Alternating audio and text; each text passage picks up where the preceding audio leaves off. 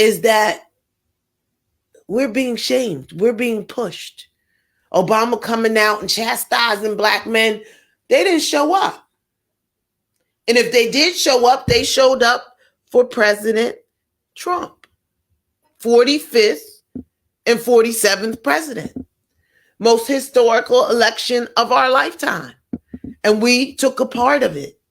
And we voted in this election.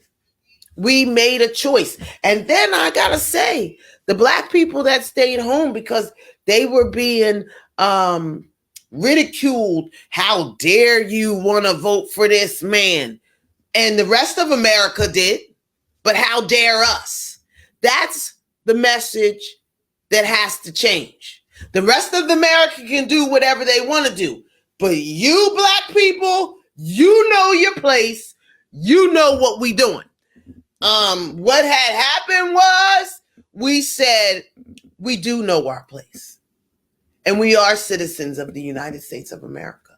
And we do trust in this system. And we are going to make it work for us. I'm happy today, people. Are you happy today? How do you feel? There's some people out here that's feeling some type of way. Now, let's go over what happened last night a little bit. So Trump about 2:30 in the morning, and we knew that he would.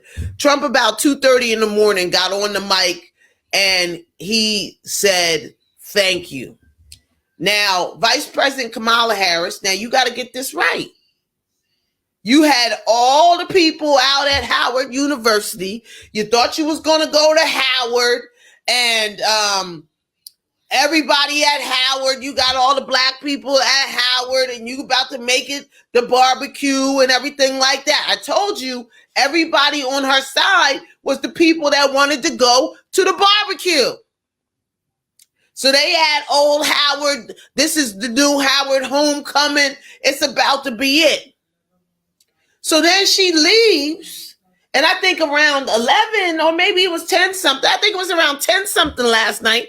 We get word. I was with 77 WABC, John Catsimatidis' own station. I was with them last night. Shout out to them, Rita Cosby, and Chad Lopez and Mrs. Margot Catsimatidis. With all of them, they had a great party in studio last night live. Bill O'Reilly, former Congressman Anthony Weiner, Governor Patterson. I got to tell you the story about him too. So then we get word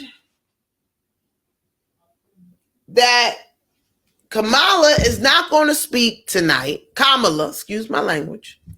Kamala is not going to speak tonight.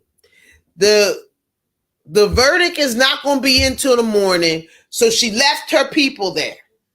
And about 1 a.m, somebody got on the mic at Howard University and told everybody, go home.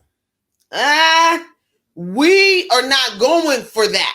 Now, if the Republican Party does what they're supposed to do and engages and allows us to participate in this American dream, I don't know what's going to happen with the Democratic Party. Y'all going to have to revamp from here because in Pennsylvania, they was knocking on doors to the tune of 2,000 doors a minute. They had 90,000 people out. And that is beautiful to a degree. When you're on a suicide mission and you actually can get the dojos, we call them dojos in hip hop, soldiers. When you actually can get the people to follow you on a suicide mission, there is a problem. And what I had a problem with was they went, and I don't know what you told these celebrities, but you had Glorilla who, she just got out of Memphis. Okay, she's just now seeing the world out of Memphis, Tennessee. So her politics might not be it. Megan Thee Stallion. Then you putting all these women up that are not quality top women that should be talking the presidential talk. These are young ladies who have not learned the process yet. They will become queens as time goes by. But don't throw them into a role because they don't know and they're happy to be next to the next president. They're happy to usher in the next president, but you're telling them lies. Herein lies our problem. You're telling them lies. I don't know what you were telling them, but they were lies. Because Cardi B got up there with her cell phone and she was like, I wrote everything I said, but I be forgetting everything. No, this is not the America we want when Cardi B can go to a strip pole to the White House. I know that I've worked too hard. I've respected myself too much. And no disrespect to Cardi B and no disrespect to the poll workers. But if in America you can go from the poll worker to the White House and there's no education, there's nothing in between except music that may not be the greatest for our children's ears, something is wrong. And then we have to look at the person who said to the stripper, the poll worker, come up and give us a talk. Now, they started doing better when they had brought Alicia Keys out because they realized that the people Megan Thee Stallion and all of these numbers that they're looking for numbers. Politics is a numbers game. And what they did was they leaned on us. Somebody told President Harris, Vice President Harris, somebody told her that if you use this hip hop like this, we will get the numbers. But what they failed to realize is the people are tired. The people want to build their families. We don't want to be known as the ignorance of America. And thank God that we are not. And thank God that we haven't. So even the people that stayed home, that was a vote for Trump. And I thank you too. Because I thank you for not doing what we've always done. We changed the game, people. We changed the game. And we changed it with true American values. Those of us who stood on the sidelines believing in our community, we won. We won.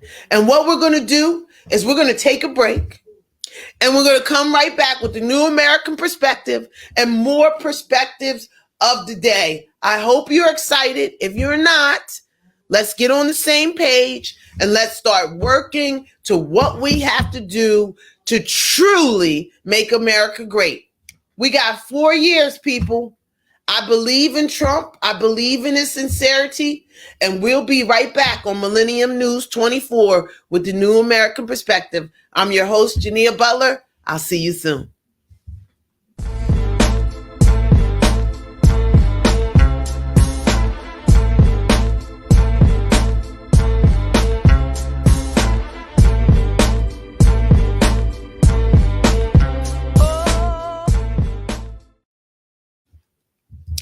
And welcome back. This is, we're back with the New American's perspective.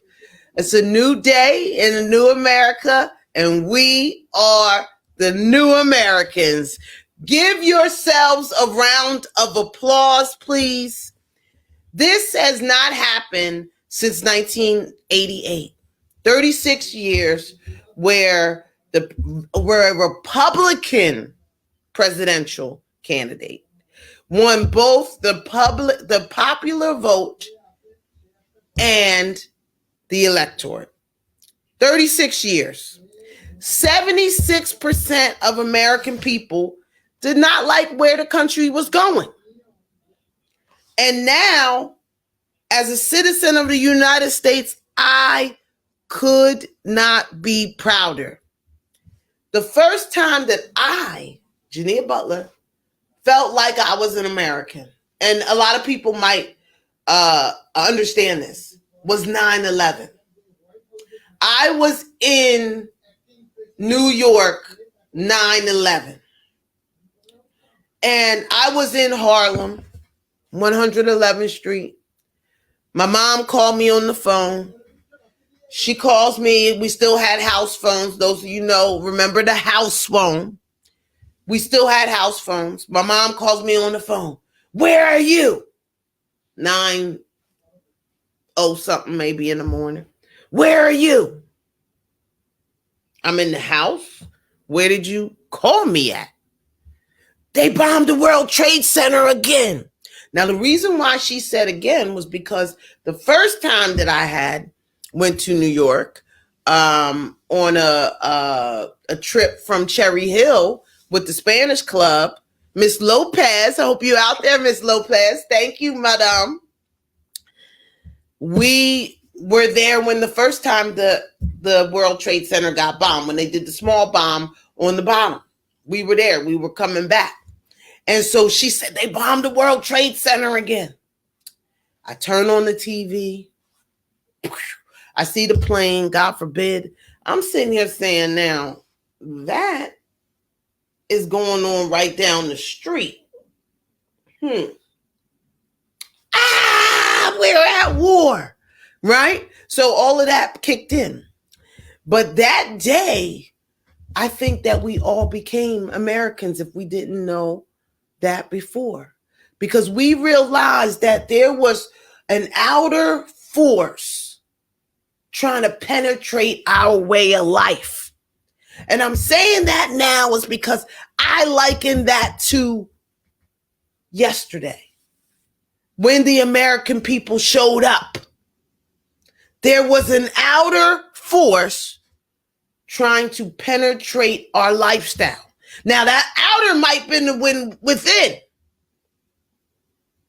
But the American people showed up. The next time I felt like I was an American citizen like that day was at MSG a few weeks ago when President Trump had his rally. That was the next time that I felt like an American. I knew that day that I was standing in the gap for those who were shamed. I'm standing up for my ancestors who had died. I was standing in the gap, and tears were coming down my face that day because we all knew, everybody in MSG knew why we were there. And we were there to save America. And by golly, I hope we've done it. Because everybody, whether they were Asian, whether they were Indian, we were all represented. And we were all standing there for our families and for America. I saw it.